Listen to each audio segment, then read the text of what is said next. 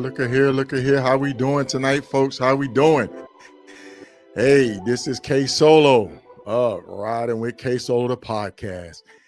Hey, I want to thank everybody for joining me and tuning in tonight. I have a special guest coming on that's going to share his legacy with us tonight. And I tell you, folks, there are certain people that we come across in life that just inspire us and motivate us at a young age. And when I was young in the motorcycle set just coming on, not only did my club brothers influence me, but the people that came around and associated with us influenced me. And tonight, I definitely have a gentleman that came on that influenced me. He showed me a way to carry myself as a biker.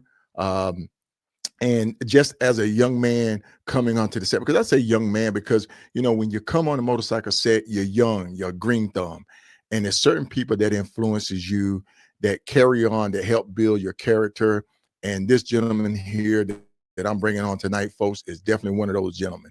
So without further ado, I'm going to stop beating my gums. I'm going to bring on Doc Wedington. Doc, how you doing, sir?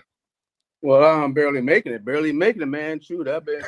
Come on, man. Listen, dog. I mean, they didn't had the brother sick for a minute there. Shoot, I had a cold and in the morning. Okay. Shoot, I'm back now. I'm back by 80% now, though. You know, I'll be on the road seeing you soon. You know. That's what I'm talking about, baby. That's what I'm talking about. I'll be seeing you soon, man. You know.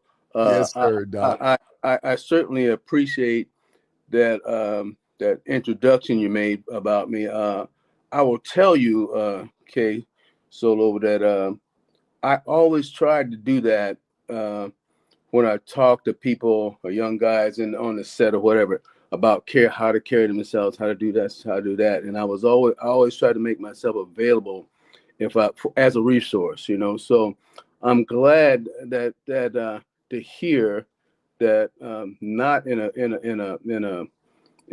boastful kind of way, but I'm glad to hear that happened, you know, because that's really what I wanted to make happen. I really wanted to make.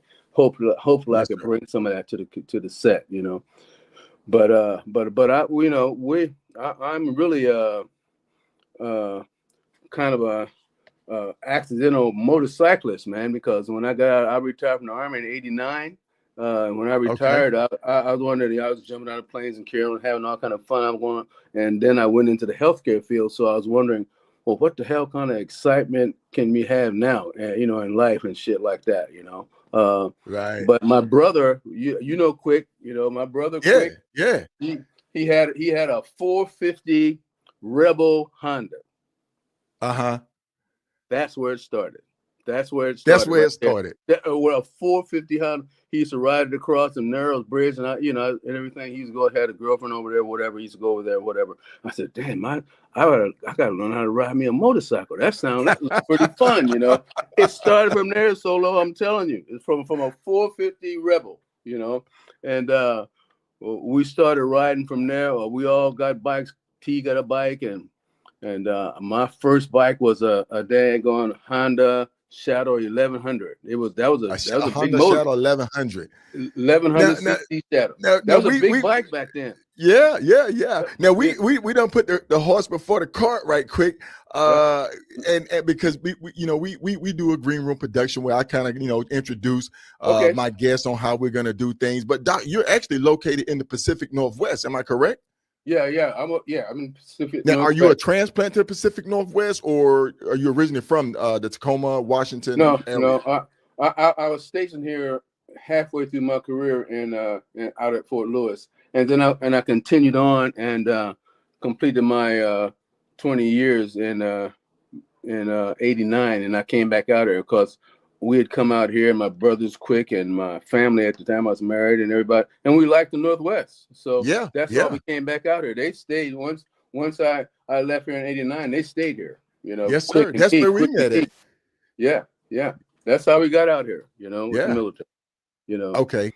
So you are a highly decorated, and I just want to address this because I'm a veteran. I love to my veterans and have them on the show. You're a highly decorated veteran. You're a United States Army Ranger. You have a CIB. I think you were airborne paratrooper. You attained the rank of lieutenant colonel as your highest rank. And but I retired as a major because I didn't keep the rank for 3 years. Right, because back then you had to keep it. You had to remain active duty a certain amount of time to remain your highest rank. Yes, sir. But still, that was an achievement right there of attaining the rank of lieutenant colonel, retiring as a major. You have deployments overseas. You served in Europe, in the Europe theater. Vietnam. Okay. Okay. And so I definitely want to just highlight that, sir. And thank you for your service as a gentleman, as an officer and a gentleman.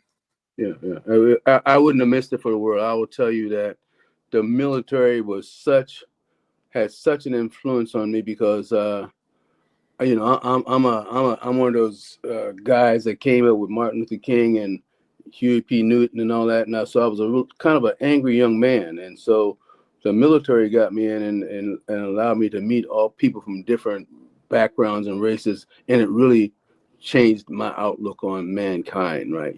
So yes, sir. So I was angry when I went in, but after a couple of years, I just said, "Hey, everybody ain't mad at you. What the hell? Hey, everybody ain't mad at you, So, right. Yeah. Definitely. But folks, for you just joining us, I just want to just kind of once again introduce my special guest for tonight. Doc Wedington out of Tacoma, Washington, is my guest. He has over 30-40 years of riding motorcycle. He was one of my mentors, and I have to give him that credit. He was one of my mentors when I first came on a motorcycle set and joined an MC. Just his presence, his demeanor, and the way that he carried himself taught me a lot about being a biker and how to interact with bikers. I made a post a while ago on social media about a gentleman who used to come to our clubhouse. And he had a particular drink that he liked that no one else drank. And I made sure that drink was there for him. And all the other club brothers be like, man, nobody else drink that. Nobody else drinks. I said, it doesn't matter. I said, but he drinks it. And when he comes to the clubhouse, it needs to be here. Even if I came out of my pocket, I made sure that he had a bottle of Pendleton at the clubhouse. I so appreciate that. That's a true story. Yes, sir. I go up there and say, and I'll give whoever's behind the bar. I said, KSolo said I got some here, in a good way. just mess with him. Yeah. KSolo said it's here, So he ain't here, but he said it's here, and they go up there. Oh, we got it, Doc. We got it, whatever. All in love. Yes, sir. All in love, Doc. But you were highlighting and mentioning that your first bike, how you got inspired. You and your brother was actually in the same club quick. And folks, when you see them, they're about the same height. They look alike. Same stocky built, like two little pit bulls coming in, man. You don't mess with the Wellington brothers. And T, that's right. And T, you don't mess with the Wellington brothers. That's right. Yes, sir. And T. They used to call us the Three Amigos. Here come them Three Amigos. The Three Amigos. Yes, sir. And so, and we were capturing you as a soldier and as a biker. That there alone, this picture here, can you elaborate on that, sir? This picture here was our first ride. Myself, T and Quick, and a guy named Bluesman. I don't know if you remember Bluesman. Bluesman he was in the Brothers of the Sun with us, and that was our first ride by ourselves going to the East Coast. Remember I told you I went to Dinwiddie, Virginia, where I first saw the Buffalo Soldiers. But at that time, I was with the Brothers of the Sun. Right, this is the Brothers of the Sun, and this guy had this bike that he had made at one of the stops. You're going like, what the hell you got there? He had all kinds of stuff on it, fur stuff hanging off on the back, had antlers, all kind of stuff. We're going, man, what is this? So we were messing with him about, okay, man, can we ride? We rode around the parking lot, see if the thing ran. That's what that bike is about. Our first ride from Washington State to Virginia. That was one of our first rides. That's a picture from our first ride. You know. Okay. Yeah, we were talking about that trip you guys made over here to the National Roundup in Dinwiddie, Virginia. Yeah. And that has been a staple of you guys' rise, is attending the Roundup, the National Roundup. Right. Again, when we first started, of course, the enthusiasm is there. Enthusiasm is there, and a lot of people want to ride. But as time goes on, people kind of fall off, right? And so after about, I would say probably 10 years into going to roundups, I ended up starting to ride by myself. And then from then on, I wrote my long distance riding was mainly by myself, except going to events, going to the roundups. I had a circular, had a number of places I had on my calendar that I would go if the situation dictated or whatever. If I didn't go here, I went there, whatever. I'd stay on the road for maybe 30 days, 40 days or something like that, during the summer and be gone or whatever. But, right. But it also, Yeah. But your tradition of riding long distance started there, right? Soon as I went, for me, soon as that first trip when we went to Virginia, I knew that every summer I was going to be on the road from then on, and that was 2002, when we first went on that long ride, and I haven't missed one yet, other than they had a couple that got rained out, and then they had some that they closed, one that they closed down or something because there was some issue or something like that, right? But other than that, I've been to every roundup since, That's incredible, Doc. That's incredible. You are definitely a testament to staying in there, weathered, a true biker, man. You're a true biker, and that always inspired me about you. You would take off from the Pacific Northwest, and that was actually before I started making my pilgrimage from the Pacific Northwest. Right. You would come in, you talk about it, and I'm like, where is he going? What is he doing? Man, he be getting ready to go and be going back 40 days. I'm like, what? Listen, when I first started doing it, I was still working full time, right? So I had to kind of schedule stuff. But as I got farther into management, I had more time. And so I would have certain places I knew I was going to go, but I didn't schedule. I didn't make a whole schedule because I don't like to, when I get on the road, I kind of want to go where the road takes me, right? Except for some specific places like the roundup or somebody's birthday or whatever, right? But other than that, I want to go where the road takes me for that trip. That's important to me. To go where the road takes me. Whatever I get, it's what I get. That is whether awesome. Good or bad. Right. And it's always worked out for me. It's worked out for me better that way rather than planning. I know some guys plan every stop they're going to make. I never check into. I never call ahead unless I know I'm going to stop in a certain city for the night. But generally, I find my lodging when I get there. Because I don't know how long I'm going to be on the road that day, right? Right. So you see, so. The road dictates how long I stay on the road or whatever is going on, right? That is a awesome way to look at it, Doc. Is the road dictates your ride and how long you're going to be out. Yep. Where I'm going to go. Always, where I'm going to go. That's the true nomad. Yeah, where I'm going to go. Like I said, I know I'm going to go to the roundup. I know I might go to my sister's birthday party or something like that, or somebody's this or that. But other than that, all those other days, I don't know where I'm going. I'm going somewhere, Wow. I'm going somewhere, Right. And what I get is what I get, Okay. And Doc, what has been probably one of your most memorable ride that either it was great memories, it was the scenery, it was hardship, it was endurance. What has been probably one of your most memorable rides? The most memorable one I would tell you is probably when by the time I joined started the chapter of Buffalo Soldiers, and they had their 10th anniversary in Louisiana, and about 6 of us on bikes, and then we had some people in cars and whatever, and some people flew out there. But we rode to New Orleans, Louisiana.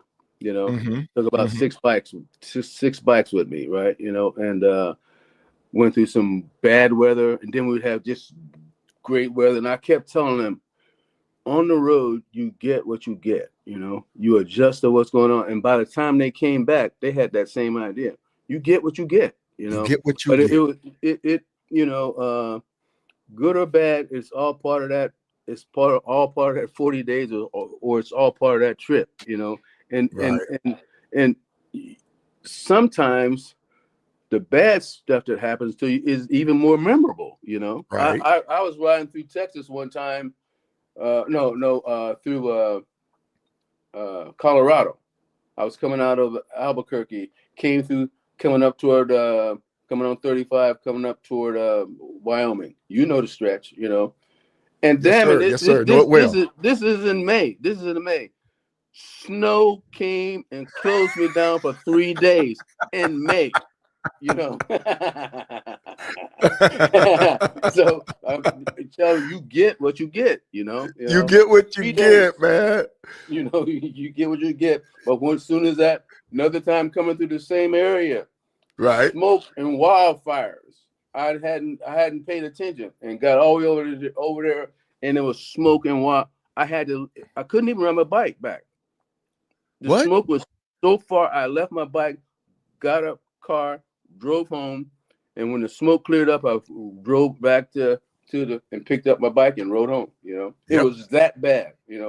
It had made my whole lungs just seared I could hardly breathe, man. I was spitting up stuff. I'm going, damn. Wow, Doc. Got caught in one of them wildfires, the smoke from it, not the actual wildfire. But it was just I came over a hill, and then I thought it was like fog, right? Armageddon. It was like Armageddon almost, because I was on my way last year in not October, when we did the Three Flags Classic. And as I was coming, there was fires out there on the other side of Spokane on 90. And it looked like Armageddon with the smoke and the flames were coming up. I'm like, oh my God, this is it, man. This is how I'm going to go out. It's going to get behind me. I can't get on my bike. I can't run. I'm going to leave my stuff right on the highway. Come back and be a pile of ashes or something, Right. But it's all good, But it's been such a journey, man. It's been such a journey. I didn't think I would find something that would interest me like the military did. After the military. Yeah, I didn't think I was going to find it. I didn't. But with the motorcycle set and riding and going to the roundup. See, the roundup used to be where you saw people every year from all over the United States. You made friends, and so if you were in the area, hey man, come on by, whatever. It's not like you had to know them for years. You saw them every year at the roundup, and if you were in their area and you guys hooked up and you was that kind of friend, right? Yeah, hey, I'll put you up.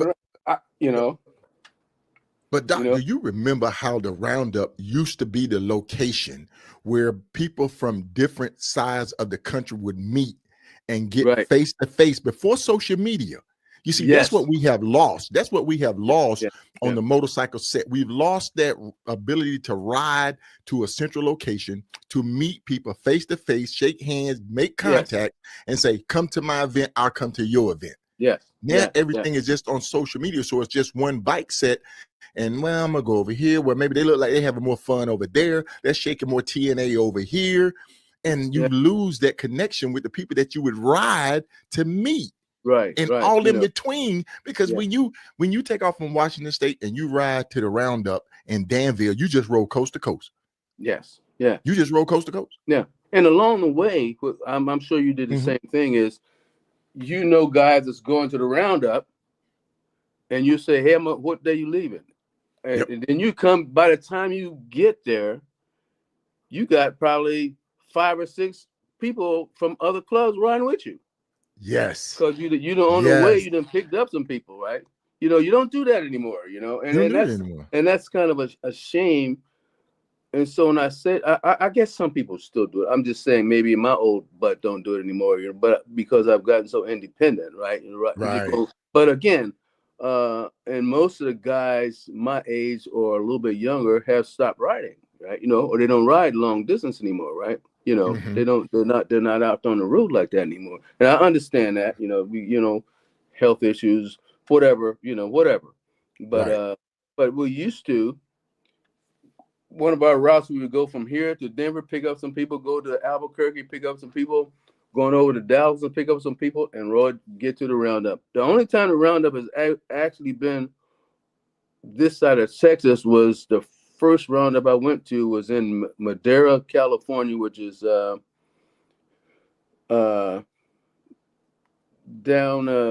what the hell? It's down on 99 in California. That's the only time it's ever been the roundup. Didn't it go to Vegas one time though? I don't remember it being in Vegas. No, I may have been. No. Yeah, that wasn't it. That wasn't it. No, it wasn't. I know my old club participated in putting on one of those big events like that. Yeah. I don't remember it being in Vegas.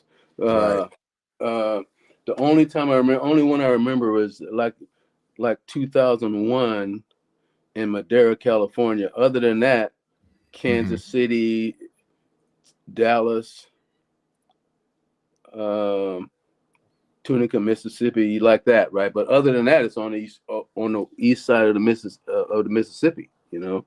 So us guys out here, we gotta take the ride. Yeah, but it was always looking forward to it, man. Always getting your bike right, always making sure your money right, knowing the journey, the different locations, the route that you'd have to take. And that was before we start using the hard GPSs, man. You used to map it out. You map it out. And listen, talk about it, Doc. Talk about it. Even today, talk about it, Doc. I tell people when I'm going to ride, and they tell me, well, aren't you concerned about going through this place or these little spots or whatever? I say, all these streets belong to me, all of them. Yeah. They connected to my street. I didn't fly there. I'm a military vet. I fought for this. This is. No, I ain't gonna be no fool or nothing like that, right? You know, but I'm just saying, I should be able to ride everywhere that there's a road. You know, now I ain't going down to some little small podunk town or something in the Midwest or something like that. But again, I don't have no fear. I go wherever, not because I'm some tough guy, but because it's my right to do it, right? You know. Doc, and so I go. You know, so I go. You know, you probably understand what I'm saying. I can listen to me. You do not know how much of an impact and influence you've had on me, sir. Because that mentality that you just said is what I rode every night, every state, every back road, every interstate that I had. That I was a soldier. I was sitting over in Iraq, Afghanistan, Saudi Arabia, in the desert somewhere. Yeah. And I said, when I come back home, I want to see what I spent all my time sitting in this foxhole, sitting there standing in dirt for. And I try to see the back roads. I try to see the country, the mountains, the hills, the ocean, everything I can. On two wheels. And being on a motorcycle, you can get all your five senses are working. Your sight, smell, all of it is working, and you can take it and enjoy it. Yes, sir. I believe that. This is. I'll tell people quickly. This is my country. Right. Yeah. This is my country. This is my. When you are a veteran, and you serve, when you serve 22 plus years. Yep. Doesn't mean somebody ain't gonna come past and run me off the road. Doesn't mean that, but I'm gonna still be out there. Right. They're gonna see me out there. If I was afraid, I'd be home sitting at watching TV. You know. Right. And again, I'm not no hero. I'm not no kind of tough way, but it's just my mentality. Every road belongs to me too. So I'm going there. If I want to go that way, I'm going that way. Man, Doc, I appreciate this, Doc. I really do, man. This is awesome and incredible. I want to say a couple things about my journey with the motorcycle set itself. Yes, please. Okay. I was telling you that we started out with my brother with a 450 Honda Rebel, and we went from there. My first bike, like I said, was an 1100 Shadow. T's bike was T's first. T first got a Valkyrie. I don't know if you remember those Valkyries, right? Yeah. And so I got my first bike, and I didn't even know how to ride it home. Quick rode it home for me, right? I didn't know how to ride the damn thing, So Quick rode it home to me, and it showed me how to change the gears. And I went down. Every Saturday and Sunday, I would go down in this big parking lot and just practice riding around. I didn't get on the street for a couple of months or whatever, right? That's how I learned to ride. And then, for years, I don't know if you remember, you didn't even have to have a license to drive. They never stopped you. Then they did. Yeah, remember, you didn't have to have a driver's license to ride a motorcycle at first in Washington, right? It was recommended, but you didn't have to, right? And so starting from there, I kind of rode with my brothers. We just rode on our own different places or whatever, not too far to California or whatever. But for about 5 years, we did that until one day I ran into a guy up in Federal Way. I was on my motorcycle. He pulled up to me and he had a brother to son vest on, right? And I had never heard of no motorcycle club. There was none down there. There was none in Tacoma, right? There turned out to be a couple up in Seattle, but that's basically all was up there, right? Okay.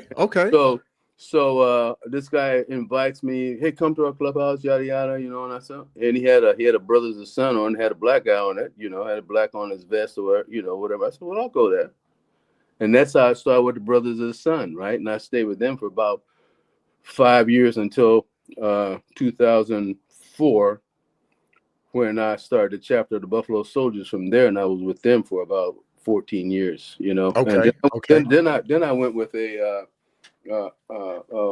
outlaw club for a few years, and decided that wasn't the best for me. That wasn't the best fit for me, right? Some things, some fits aren't for you, right? That's not a negative about anybody or anything like that. It's just sometimes, and maybe because I got older and I didn't want the restrictions of having to go here or there, and I wanted to be more independent. Probably that a lot of that was it also, right? Right. But originally, when we first started riding, we didn't even know there was such a thing as a black motorcycle club, until this guy rides up to me and I find out there's a couple motorcycle clubs up in Seattle. So Seattle. it was Magic. It was Seattle Magic Wheels and the Brothers of the Sun. Was Emerald Knight up there then? Emerald Knights had one guy that was up in Seattle, but we used to see him a tall kind of bright skinned brother. And what the hell was the other club? Soul Brothers had two guys. A guy that used to talk a lot, a real funny guy. He retired from the I think he worked for the transportation bus company, and then he moved to Florida. And then another guy who is still here, he's still in the area, right? Soul Brothers, yeah. Soul Brothers. Now they got a big chapter here now. But they got a big chapter. Yeah. Originally there was only the Brothers of the Sun and the Magic Wheels. The Magic Wheels was kind of the boss of the black side. Who was it? Was it Ely? Was it Ely and Ely and Buddy? Ely and Buddy. Yeah. Yeah, Ely and Buddy. I ran into them every year at the roundup, and I ran into them. We were three old guys. We were laughing and joking about about this, that, and the other, right? And it's always good to see them, right? Oh yeah. But when we first started, that was all it was, That was all it was. And when we broke away and started the Buffalo Soldiers, it was a 3-rocker patch. And the 3-rocker patch back at those times was considered an outlaw patch. Right. Yes, sir. It was supposed to be an outlaw patch, right? But of course we weren't outlaws. And so to get permission, I had to go to the other side. The other side. The other side. I had to go to the other side and talk to some people, Oh man. And fortunately, just like anything else, I meet people, and I had met some people from the other side who didn't live far from me, and we weren't friends, but we knew each other well enough so I could talk to him about, hey man, how do I go about this, right? And the guy he went and met with me at a bar, and we sat and talked for maybe a couple hours. Doc, if you're going to try to do this, this, and this. Go to the coalition, the club, do this, yada yada. But I still heard everything about somebody that those guys on that side was going to shoot me off the bike. They're going to do whatever. So for the first 6 months, I was the only one who wore Buffalo Soldiers colors because I didn't want anybody to get hurt, right? And I went to meet with those guys. I went to meet with those guys by myself. I didn't take anybody with me because I wasn't sure, you know. I wasn't sure, and I certainly didn't want any of my brothers or sisters or anybody that was trying to start this thing with me to get hurt. Not that I wanted to get hurt, but you know, it's the old military thing. You got to go check this shit out before you bring your people. That's right. That was a military thing. You don't go bring all your people, go walking up there and get everybody in the middle of some stuff, right? You got you better go figure it out first and figure out if there's a plan. Can you do this or not? Right? You know. Fortunately, it all worked out. Went to the coalition club and they said, do this, yada yada, and I meet with these guys. You know, the different clubs on that side. I won't say names, right? But there's probably about 6 clubs on that side that I had to go and meet with. You know, and I went by myself, and I'm sure that probably surprised them, but it wasn't because I was trying to be macho. You see what I'm saying? I wasn't trying to be macho. No. I was trying to be, but I went to them with respect, and they showed me respect. Because you did what a leader do. You did what a leader would do. Right. Yeah. See, that probably never happened to them either. Somebody coming, approaching them that way with respect and saying, "Hey, this is what I'm going to be doing." Because I didn't ask them if I could do it. I told them I was going to do it. Not, and again, that's not in a way of being forceful, you know, because you can't if you can't ask for permission. If you ask for permission, now you're beholden to them. You see, that's right. That's right. That's not how you do it, right? You just say what your plan is and let them react to it, right? You know. Right. But you don't ask them, can I do this or can I do that? You can't, right? That's not the way you're supposed to do it, right? You know. Right. You know. So again, that all worked out, and then for another 6 months, I didn't let anybody wear colors because I wanted to be sure. And then we put our rags on, and we've been going ever since. You know. That was. When did you start that? You started 2000.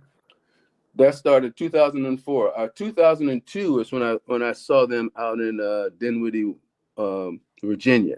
I was out there. I was a brother's son. That was our first. You was a brother's son, 1998. Yeah, right. Yeah.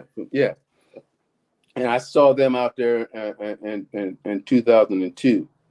They came riding in. They was all dressed right, and they all had their same colors of shit on, and they was looking good like a military. And I was a military guy too, and I was going like, hey, there's military guys, or you know, somebody representing the military on a motorcycle. And you know, I was going like, oh shit, I gotta figure that out. So I you know, there's this guy, he's coming here all the time. His name was Highway, but I'm sure a lot of people on your channel probably know Highway. Good guy. Highway out of not Highway Smiler, but Highway out of Sacramento. Out of Sacramento. He was the only chapter of the Buffalo Soldiers west of the Mississippi. Kenneth Coleman. I think Kenneth Coleman. Yes, Kenneth Coleman. Right. You know? And so he came up here. He used to come up here every year anyway for the Brothers of the Sun and the Magic Wheels annual. Right. He was come up here but I hadn't run into him until then. I ran into him the first time out in Virginia, right? Right. That next summer he came and we talked, and then the next year I applied and we started our chapter. You know, because I think you in our pre-production you was telling me his chapter was like chapter 13. Yeah, he was one of the early chapters, right? And there was no other chapter west of the Mississippi. All the other chapters on the East Coast, right? You know, Florida, several of them in Florida, Chicago. Virginia had some, but again, there's probably like 13. He was probably like 13 chapter number. When we start, we're chapter number 30. You know, that's how far we go back. You know, yeah. You know, and they've got over 100 chapters now. You know, we were chapter 30. Right. Hey, Doc, we got to take a quick break, quick commercial break. It's going to last about 46 seconds, man. Grab you a cup of something, get you a swig or something. We'll be right back, folks. All right. Listen, man, you're watching KSolo Live, a podcast. Let me tell you something, man. If you really want to know, this is where you're going to go, man. Shout out to my man KSolo for always putting it down, always keeping it on me down. Understand this. This riding skills ain't for everybody. But if you really want to know, man, one hell of a podcast, man, KSolo.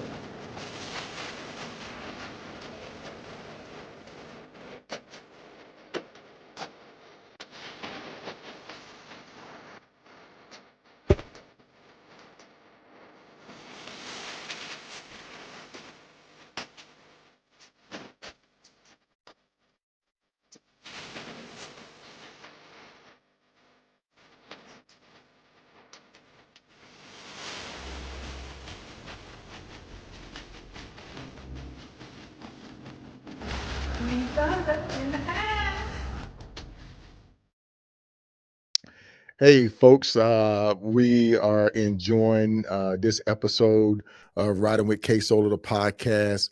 And I am telling you, the gentleman that I have on tonight, Mr. Doc Wedington, has been putting it down. He's been sharing some information. He's been kind of like going back in time.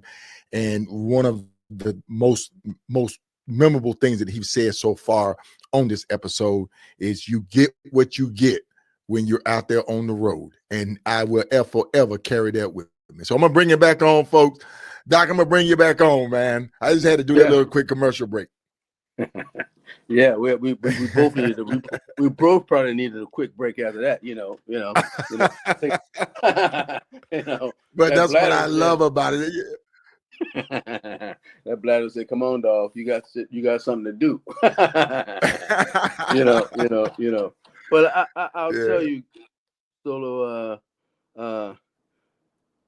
We all have our idea of the good times, right? And yes, sir. When I say that, I will tell you, I don't think any club or any set was more fun than when we were on the set, because we went to each other's clubhouses, we gave out trophies, there was no beef. You hear me? Right. There was no. I don't remember a beef. We didn't have. I don't remember a beef. I don't remember nobody getting upset and whatever, pissed off at somebody, right? If it was that president called the other president, and they figured it out. Yes. You see? They figured it out. They didn't let it fester till it became an issue. All you did is call the other president and say, "Hey, man, can we talk about such and such?" And you talked about it and you fixed it. You see, right. You didn't go grab your gun or go and nobody did that. That's the thing. And I just don't think, from what I see on the set, to them it may be fun, but what I see on the set is not fun. See, so it's a different set. It's totally different. It is. I'm sure you witness the same thing. Go to somebody's clubhouse and everybody's just standing around. Right. Nobody's intermingling. It becomes boring. It becomes boring. Everybody's standoffish. Everybody's on guard. Everybody got their arms crossed. Nobody's interacting and talking about riding, about bikes, about anything, man. It changed. It changed. And I don't know why that change came about. Because again, back in the day, I was never concerned about going to anybody's clubhouse, in or out of. If I knew you, even if it was out of town, out of state. If I was going to Denver, I was going to Albuquerque, I was going to Chicago, whatever. Anybody's clubhouse that I knew, I could go there. You could go there, without a problem. Listen, I can tell you now. I don't know. Oh yeah. Some of the places I went to and things that I did out there, man, I'm like, I don't know if I'd be, walking up in there now by myself, or coming in late night, or having a couple of drinks to the point where, after one or two drinks, you don't see things the same. Yes, you're not paying attention as much, right? Yes, sir. Yes, sir. So again, the guys that are the young guys that are the presidents and the whoever now, I wonder, are they really having fun? You know, do they think that's fun? Or they, because a lot of times I don't see them riding anywhere. Right. You know, unless they got to go to their mother chapters function once a year or something like that. I don't see them riding. I don't pass them. I don't see them at the roundup. Yeah. I see the old cats at the roundup, you know. Right. Right. But I don't see the young guys that are maybe the roundup is not interesting to them. I don't know. But that's where a lot of black people are, and I go there because I can see my black people. You see, you know. Right. Yeah. I Yeah. want to tell you how it is. I go there so I can see my people, and if I can get a chance, I'll try to make it to at least one of the historical black colleges, some on the way there or back. Even if it's just to go to their campus to see it, right? You know. Yes. Yes. You know. Yeah. Just And go to their that's one thing campus. that that's one thing that I remember you doing. This picture here is in Greenwood District of Tulsa, Oklahoma. Yes. Yes. Yes. Down there where the Black Wall Street used to be, you know. Yep. You know. Yeah, where they burned it down, you know. But I think you guys went out, didn't you guys? You guys went out there one for Yeah, we did our our RTE. We did our ride to eat in Oklahoma City, and we rode to Tulsa to the Greenwood District to get that history, to get that knowledge. And then maybe 1 or 2 years later, organizations start doing a biker event out there. It is turned into, it's rather large now, but it's more of a in Tulsa. In Tulsa. Yep. In Tulsa. What time of year is that? That's getting ready to come up here pretty soon. Black Wall Street is what it's called, Black Wall Street, and that's one of the annual get-togethers that a lot of people go to. Damn, you guys put the shit in the middle of February and March, man. I can't be getting across the mountains like that. You that's what people don't understand, man. Yeah, put that in May, you know, I can make it, but coming across May 15th, May 15th through 17th. Yeah, May 15th through 17th. The 2025 Black Wall Street Rally will take place May 15th through 17th in Tulsa, Oklahoma. Right. Yeah. Okay. I got a friend that lives out there that from here, he's gonna retire and go back to Tulsa. I'm gonna ask him. So I'm sure all the hotels have gotten reserved by now. Black Wall Street Rally. Rally. Mm-hmm. Okay. Mm-hmm. I'm gonna see if I can. You going out there this year? I'm gonna try to get out there. Yeah, I'm gonna try to get out there. I know a lot of people go out there, man. A lot of people who follow me and watch my podcast will be out there. So I'll definitely try to get out there. Hopefully, I'll see you out there. Yeah. Or if you come, I'll make sure I make it my business to see you. Yeah, sure. But it was really sobering to be there and stand on that corner. You know, just think about the people who'd been there. You know. People who've been and try to do the right thing. To do the right thing. An affluent community, community. You know, after World War I, and people were doing the right thing. Yes, doing the right thing. They were being productive in society, had their own community, but it just upset some people to the point where we don't want to say you had, and we have to burn it down. And then not only now here's what gets me about that portion while we're on it is. Okay, you burned it down. At least give me a chance to start over. Not only did they burn it down, but they took away the land and everything so that they couldn't build back. Yeah. They couldn't come back. Yeah. You can slap me and I can heal from that and come back. But they burned it down and took the land, took the building, took everything from it so they couldn't build back, man. Yes, but Oklahoma, though, has a lot of history of black towns. You probably know that. Oh yeah. I've been to a couple. I've been to a couple, and I keep saying, if I think about Oklahoma, it ain't shit in Oklahoma, man. I'm just telling you. It's about as bad as being in Kansas, a windy ass Kansas. Kansas is nothing but prairies, man. I mean, Oh, if you get man. off those major interstates, and the thing about with Kansas, right? They have a lot of roads, side roads that run parallel with the main interstate. Yeah. So you could get off the main interstate and run the same direction and see little small towns, prairies, sceneries, historic sites. I gotta do something. That's where I ride, man.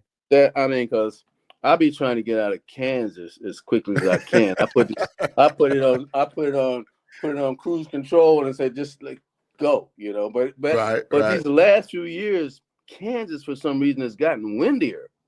Yes. When I'm the weather, the storms, the wind, everything has gotten more intense out there. Yeah. If you come out of Dallas, coming up to 35, is it? Yeah. Mm-hmm. That's windy. When you get all the way up to 70 and start heading toward Denver, windy. Windy. It's just windy all the way through there. Yeah. Which state? Huh? Go ahead. To me, I remember when we first. Maybe it's because we were young and we were just immune to the wind, but maybe we didn't know it was windy or some shit like that, right? But wind hitting you from the side and making you lean over, that's not fun. That's not fun. You can't have an enjoyable day that way. You got to pay attention. You can't that picture in the lower left. That's the gorge, right? Isn't that the gorge out there in Washington? Where's that one? The picture in the lower left. That's the gorge. So now it's windy. Yeah, it's windy there. Yeah, when you go coming down across the gorge. Now I'm that way. I'm heading back home. I'm going down to the gorge and going across the Columbia River and up into the mountains there. Heading up toward the pass, Snoqualmie Pass that way. But that you got to be on your P's and Q's right there too. That picture sir. On the top, red. I had another picture of the red bike, but of the red bike. I was stopped one time and I took a picture in front of this building, and a Native American guy comes around from the other side. He was a scruffy looking dude. I started pulling my pistol. I was like, wait, man, what's this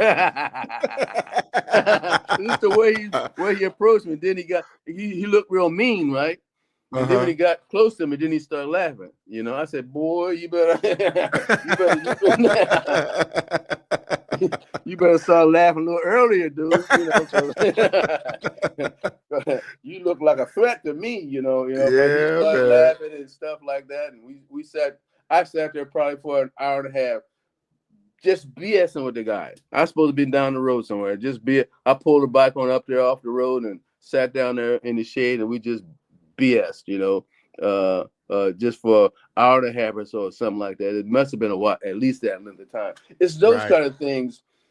To me, it's those kind of things, Solo, on the road that make sense. I used to take a lot of pictures, right? I don't take many pictures anymore. You were a photographer too, though, Doc. You've been an avid photographer.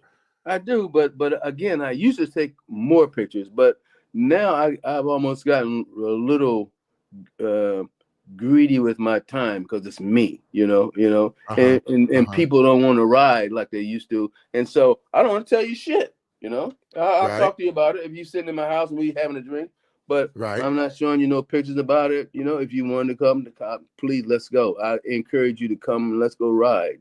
Let's go. Now I can get some people to go to Oregon and go to California or whatever, but I can't get nobody to go farther than that, Solo. Wow. Yeah, I know, and sometimes it's coming out of the Pacific Northwest. It's coming out of the Sescues. It's coming Snoqualmie Pass, and then hitting that long stretch of 90. You got to think about it. South Dakota, you can. I think maybe a day and a half. You can go to the Roundup. Yes. Yeah. If you again, all you got to do is get out of Washington, right? Yes. You got to get out of Washington, and in South Dakota ain't worth it. No, they ain't worth it. I know, Doc. I know, man. South I know. You Rapid City and all that. No, dog. And even though you pass that big statue with the Indian lady and all that stuff, now that doesn't get it either, man. Yeah, man, it doesn't get any better. I think it's Sacagawea or whatever, right? But Right, but again, right. like I tell people, there is no when I when I take off like that, there is no place I'd rather be than be on that bike. You hear me? Right. You know it. Yeah, I know it. I mean, I know it. You taught me that. You taught me that. I mean, because one thing I used to enjoy, Doc, is when you'd come back from your rides and you'd be sitting there at the bar and you'd be just talking. You might not think people weren't listening to you, but because there was so much going on, music playing, all that. But Doc, I was taking notes, man. I was taking notes. I kid you not. I was taking notes. Now you the master. No, I'm still the young Jedi, man. I be saying, how the hell is he gone? Does he have a house? Does he live somewhere? Or is he always camping under the stars? Listen, I ain't never. Did you camp? Did you do camping? No, I ain't never did. I ain't never camped out nowhere. I've stayed with friends. Or stay in the hotels or something like that. But again, I don't stay in no Waldorf Astoria or something like that. But again, I stay in a mid-range hotel where I can get some good food to get me some food at night or whatever, right? Because I don't usually eat that much in the daytime. I drink a lot, but stay hydrated. But I eat probably one good meal a day, and that's in the evening. And I try to get off. If I'm doing it right, I start early and I get off the bike early. I try to get off the bike about. If I'm doing it right, I try to get on the road about 5. I'm out of that town, and I always go to the other side of the town, so I can leave without going through their traffic and everything like that. Right. That's why I never get me a hotel until I get there. I want to get all the way through there, especially get to the other side of their town, and find me a hotel, because you're gonna find them on the other side of that town also.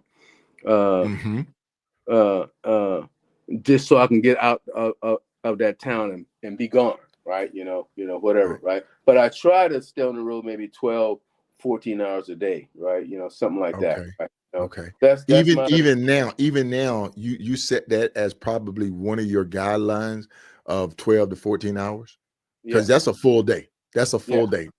And the way I like to do it is I like to take in every bit of sunlight that I can. You hear me? If I look at my weather forecast, if it says sunrise is at 5:45, 5:30, I want to be on the road to see that sun come up, man, and greet Bob with a smile on my face. Exactly it. I want to face the sun. I'm coming for you. I want to see that sun come up. Go behind me, right? And then I'm gonna chase you. If I'm running west, then I'm gonna chase you and try to get every little bit of you I can. Yes. I'm chasing Bob. I never catch him. Then I say, "Well, Bob, I see you in the morning. I stay in the saddle. I see you when you come back." Yeah. The big orange ball in the sky, man. I say 12 or 14 hours is my day. Now, unless I was trying to make, you have one of those times when you really need to do 1,000-mile day. Right. So you were doing 1,000 miles a day before even people start get on this IBA kick of saying 1,000 miles a day. You were already doing 1,000. I was already doing that, So that was not an issue for me. Now, the reason I say I don't do necessarily 1,000 miles now is because I'll do 12 or 14 hours, right? And I'm doing that for the long haul, so I don't wear my body down. I don't take care of my back. I get off and whatever. But if I wanted to do 1,100, 1,200 miles, it ain't nothing. Just do a couple hundred more miles, That's it's nothing. So I hear these guys, I'm gonna do the iron, but I'm going like, come on, man. That ain't, not that it's not something you should strive for if you haven't been riding a long time, but I'm an old cat. I can do an iron, but what the hell? Right. You guys, and that's the thing about it. You guys were doing it before it became popular.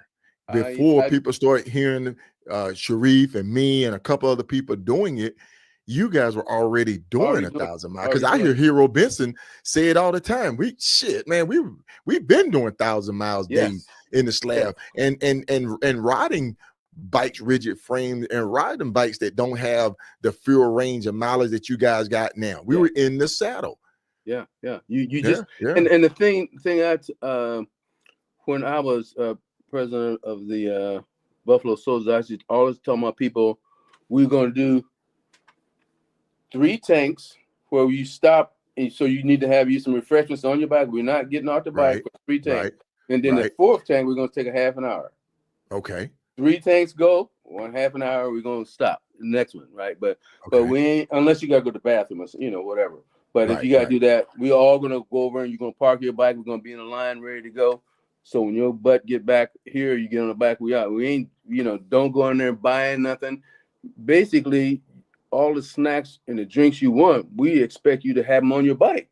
Yeah, it's part of the pack out. It's part of when you get ready to leave, you have everything that you need to survive to get you through it. If you don't have it, then when we stop that evening, go across the 7-Eleven and get it for tomorrow, so that you have all you need for those times when those 3 stops, we just gas, right?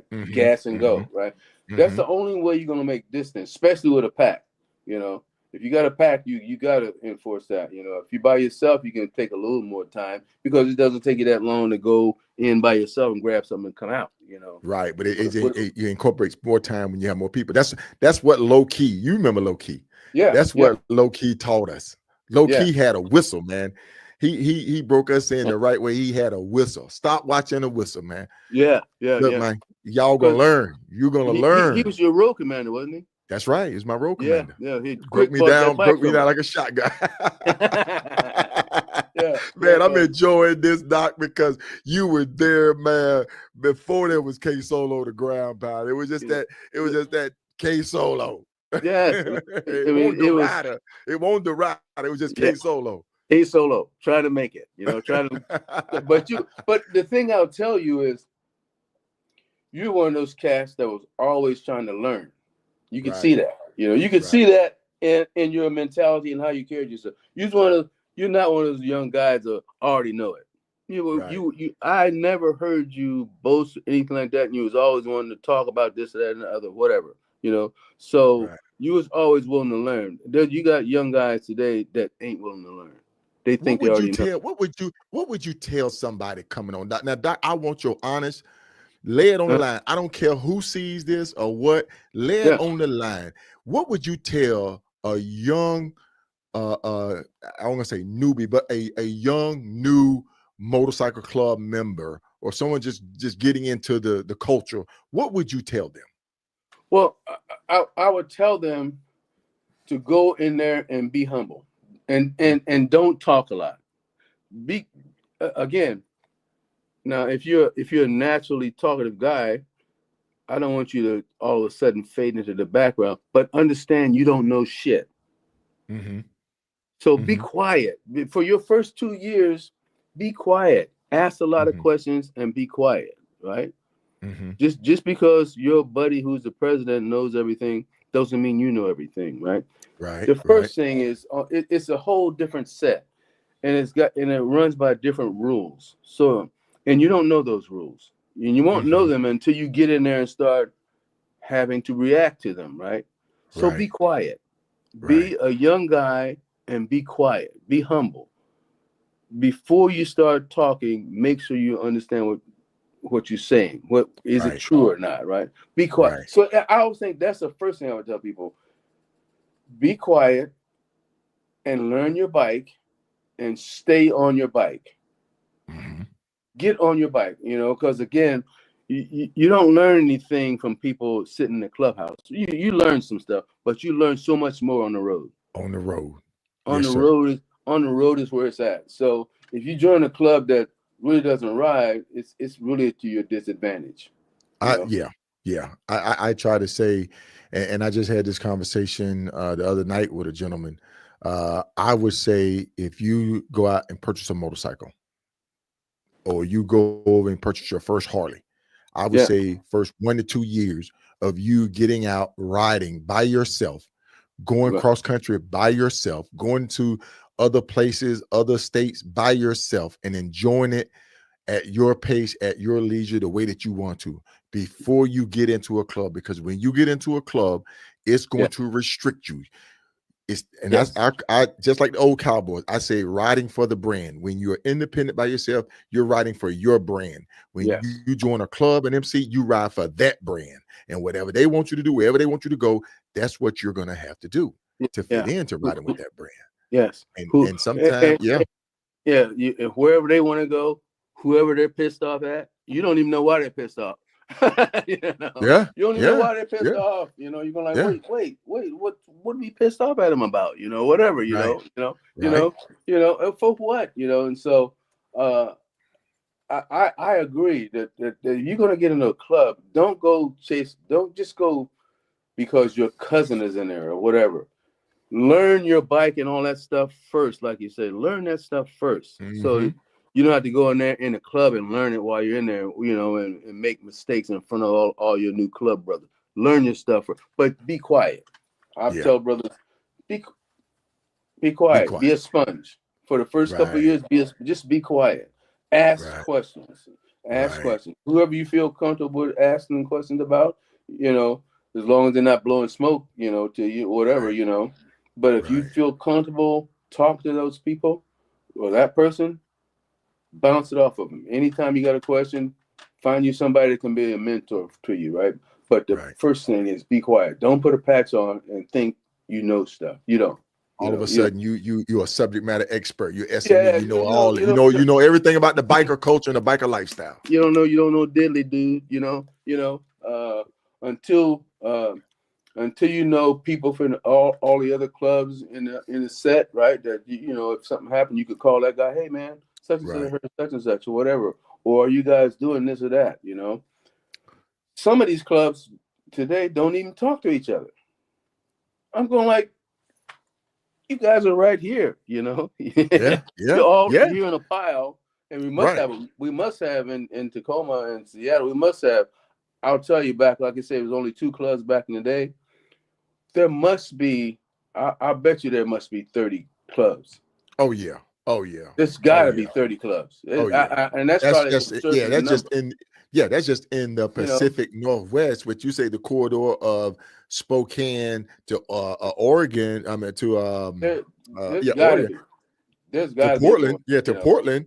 That corridor, because that's the Pacific Northwest. But Doc, some of the clubs that you can remember. Can you name the clubs from Washington, California, Oklahoma? Can you remember the club that you feel it, that you affiliated with, or that you would say, I'm gonna meet you guys, or I met you guys, or I stopped by your clubhouse? There was 2 clubs, and it's been a while because they've shut down now. Damn, I gotta remember their name. But we used to go there all the time to see them. Where were they at? They were out of Denver. They were Denver, Colorado. Man, and that's another thing. It's like there's clubs in Denver that people on the East Coast probably never heard of. Yes. I want to see. I went through here and purged it because those guys went out of business because the president got old and nobody wanted to take it. And those guys used to come out here. Those cats used to come out here. See, that's what I wish I could have experienced. It's just like it's like highway used to come out there. I sent you. I think I sent you pictures that I took off my wall. Okay, you did. And on there, you see over in my fourplex, I had the lot next to it, and a lot of things happened there. That's where we first started the Western Frontier for the Buffalo Soldiers. That's like a regional. I was their first regional for the West Coast. We started that. We started the Buffalo Soldiers there.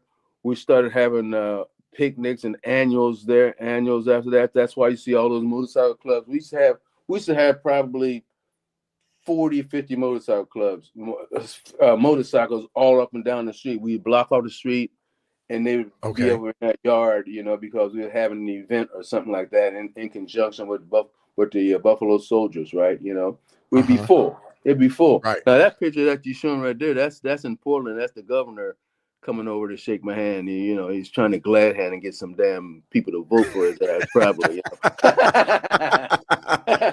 That's when you see him, right? yeah. I ain't seen that sucker since. You know? Oh my God. Oh my since, God. I am hurt and remorse that I couldn't get these in. I'm looking at them, but I'm gonna make sure that I get these only added. reason I say that is because on there you'll see a picture of me my God. with my feet up I'm on a my Valkyrie going to Virginia. That's the guy who took the picture was Bluesman, and T was with us and Quick was with us. You know. Okay. So, I will get these added. I will get these added. Only reason I'm saying that is because that backyard is where so many events happen. You know, not just with the Buffalo Soldiers, but with a lot of different clubs, and of course down at the Elks Lodge, right? Yes, that used to be your guys' spot. The Elks Lodge was a place where you can go, and the Buffalo Soldier would be there, and it wasn't nothing to worry about. You had no issues. No issues. I mean, here's what we did when we had an annual, we had an event. Our lady members, once we got a crowd, and you know, our lady members would go and ask somebody to dance. So we had people to dance. Once they started doing it, everybody started dancing. Right. So we used to call our events hot and sticky because it'd be sweating in there, you know. But that's a strategy, you know. We didn't dance. We had our women, you know, not go get dirt, man. Go somebody they know, right? It's not like they're gonna go and grab somebody they don't know, but they're gonna get them out on the dance floor. Once you start doing that, that was a strategy of ours. Start the dancing, right? You know. Okay. You know. Okay. And so we didn't just stand around at our annuals. We made sure that people were up dancing and having a good time. Our members knew to go around and ask people, "How you doing? Is everything good? Whatever." We didn't just sit in one place. If you did that, the sergeant was gonna say, "Hey, man, you need to go. You need to walk around." Right. You know? It was our strategy to make people feel welcome, right? You know, it wasn't just to get you in there and let you do what you know.